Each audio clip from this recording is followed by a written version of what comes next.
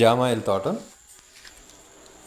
ఇది మా ఊర్లోని జామాయిల తోట. దీంట్లో గడ్డి బాగా మొలిచింది. దీన్ని నాగలితో దున్నాలి. గడ్డి బాగా మొలిచింది.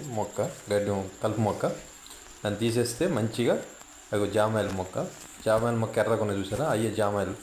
అది 3 సంవత్సరాల్లో బాగా పెరిగి కోతకు వస్తుంది. అంటే శుభవులతో కంటే దీని జామాయిలకి ఎక్కువ రేటు వస్తుందని మా ఊర్లో జామాయిల తోట కొత్తగా వేయడం జరిగింది. దాదాపు ఒక 20 ఎకరాలు వేయటం జరిగింది.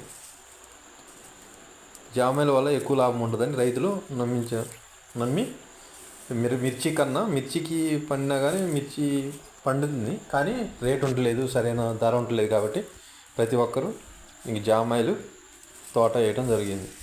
అలాగే ఫ్యూచర్లో కూడా జామాయిల తోటలు పెంచే అవకాశం ఎక్కువగా ఉంది. Thank you.